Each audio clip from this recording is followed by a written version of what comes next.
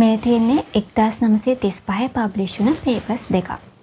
Quantum Mechanics 1935 Einstein Podolsky Rosen, Wormholes 1935 Einstein Rosen. එකම අවුරුද්දේ එකම සයන්ටිස්ට්ලා ප්‍රසන්ට් කරත් එයාලවත් හිතුවේ නැහැ මේ දෙක අතර සම්බන්ධයක් තියෙනවා කියලා.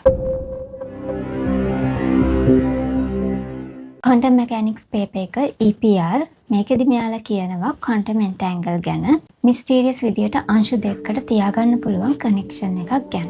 කොච්චර ඈතින් තිබුණත් එකක් මිනුම් ගැනීම මගින් අනිත් අංශුවට බලපෑමක් කරන්න පුළුවන්. entanglement සහ superposition මේ terms දෙක ගැන දන්නේ නැත්නම් මේ වීඩියෝ එක බලන්න.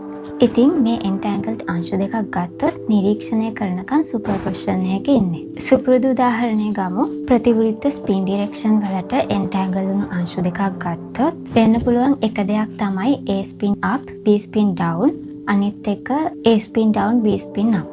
දැන් අපි ඒ නිරීක්ෂණය කරනවා. එතකොට මේ දෙකේම superposition එක නැති වෙලා එක state එකක් තෝරගන්නවා. අංශු දෙක ආලෝක වර්ෂ ගාණක් ඈතින් තිබුණත් මේක මෙහෙමයි. එක අංශුවක් නිරීක්ෂණය කරන මොහොතේ අංශු දෙකම එයාලගේ ස්ටේට්ස් තෝරගන්නවා. කිසිම දෙයකට ආලෝකයේ වේගයට වඩා වැඩි වේගයෙන් ගමන් කරන්න බැරි නම් ආලෝක වර්ෂ ගාණක් හරි ඈතින් තියෙන අනිත් අංශුව ඒවල මෙෂර්මන්ට් එකක් කරා කියලා දැනගන්නේ කොහොමද? මේක ක්ලියර් කරගන්න පුළුවන් මෙහෙම හිතුවොත්. A B ගැන වෙන වෙනම හිතන්න නැතුව මේ දෙකම එක සිස්ටම් එකක් කියලා හිතුවොත් entangle පද්ධතියට ගන්න පුළුවන් එක ස්ටේට් එකක් තමයි A spin up B spin down අනිත් එක A spin down B spin up අවස්ථාව. ඉතින් පද්ධතිය විදියට සුපර්පොසිෂන් එකක ඉඳලා මෙෂර්මන්ට් එකක් කරාම එක ස්ටේට් එකක් තෝරගන්නවා. ඒත් තව ටිකක් හිතුවොත් කොහොමද මේ කියන විදියටත් A මෙෂර් කරාම B එක දැනගෙන මේ ස්ටේට් දෙකෙන් එකකට එන්නේ. එහෙම නැත්නම් A මෙෂර් කරද්දී මේ ස්ටේට් දෙකෙන් එකක් ගන්න ඒ දෙක අතර කනෙක්ෂන් එකක් තියාගන්නේ කොහොමද?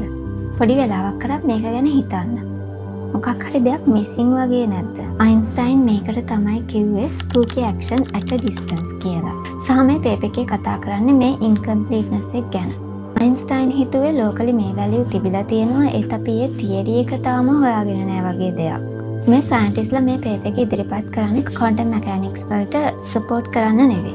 quantum mechanics වල අවුලක් තියෙනවා ඒක incomplete කියලා කියන්නේ. එයාලා support කරේ සාපේක්ෂතාවාදය සහ ඒකේන local realism. locality යමක් influence වෙන්නේ එයාගේ ළඟ තියෙන දේවල් වලින් කියන එක.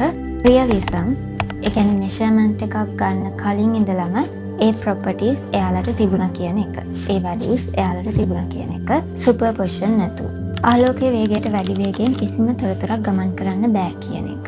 අනිත් පේපර් එක wormhole related එක මේකදී මෙයාලා ඉදිරිපත් කළේ කාල අවකාශයට ගන්න පුළුවන් විශේෂිත හැඩයක් ගැන. wormhole ගැන අපි කතා කරා මෙන්න මේ වීඩියෝ එකේ. ඉතින් සම්පූර්ණයෙන්ම එකිනෙකට වෙනස් ඩොමේන් දෙකක් ගැන at least ඒ කාලෙදී සම්පූර්ණයෙන් වෙනස් ඩොමේන් දෙකක් ගැන එකම සයන්ටිස්ට්ලා ටික එකම අවුරුද්දේ ඉදිරිපත් කරනවා. ඔයාලට පුළුවන් ද එක ඩොමේන් එකක් හරි මෙහෙම ફોකස් කරන්න? හරි. හැබැයි ඇත්තම කතාව අයින්ස්ටයින් විසඳන්න උත්සාහ කරේ එකම ප්‍රශ්නයක්. රියැලිටි එක ගැන, යථාර්ථය ගැන අපේ කියවීම සම්පූර්ණද කියන එක. එහෙම නැත්නම් මොකක් හරි ෆන්ඩමෙන්ටල් තියරි එකක් අපිට මිස් වෙලාද කියන එක. අයින්ස්ටයින් රෝසන් හෝ ER පේපර් එකෙන් කරේ ජ්‍යාමිතික අනන්තයන් හෝ ජ්‍යාමෙට්‍රික් ඉන්ෆිනිටිස් අයින් කරන්න උත්සාහ කරපු එක. මොකද ෆිසික්ස් වල තියෙන මතයක් තමයි කම්ප්ලීට් තියරි එකක ඉන්ෆිනිටිස් තියෙන්න බෑ කියන එක. අයින්ස්ටයින් පොඩොල්ස්කි රෝසන් හෝ EPR පේපර් එකෙන් කරේ quantum mechanics වල තියෙන weird දේවල් ප්‍රශ්න කරන එක. පාටිකල් A නිරීක්ෂණය කරා කියලා B වල වැලියු එක තීරණය වෙනවා වගේ අමුතු දේවල් බොරු කියලා ඒ වෙනුවට එයාලා සජෙස්ට් කරන්න උත්සාහ කරේ hidden variables, locality සහ realism. හැබැයි ඇත්තටම මේ පේපර්ස් වලින් උනේ මේ weird දේවල් ඇත්ත දේවල් කියලා ඔප්පු කරන්න උදව් වුණ එක. 1964 ජෝන් වෙල් ඉදිරිපත් කරන පරීක්ෂණයක් 1982 මේ පරීක්ෂණය කරනවා. බෙල් ටෙස්ට් එක්ස්පෙරිමන්ට් මේක කරපු හැටි මේ වීඩියෝ එකේ විස්තර කරලා තියෙනවා. මේ පරීක්ෂණයෙන් ඔප්පු වෙනවා quantum entanglement ඇත්ත කියලා. hidden variables මේකට උත්තරේ නෙවෙයි කියලා.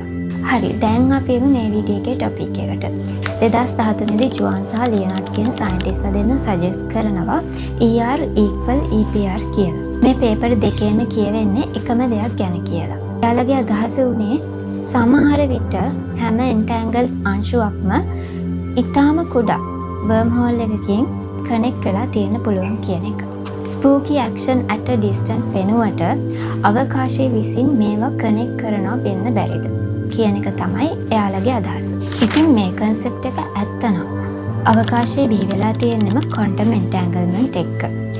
වර්ම් හෝල් කියන්නේ මැතමැටිකල් දෙයක් විතරක්ම නෙමෙයි සහ ඒ වගේම විද්‍යාඥයන්ට පුළුවන් වෙනවා ක්වොන්ටම් මෙකැනික්ස් සහ ග්‍රැවිටි සම්බන්ධ කරන්න. මෙච්චරකල් අසම්පූර්ණ වුණ කතාව සම්පූර්ණ කරගන්න.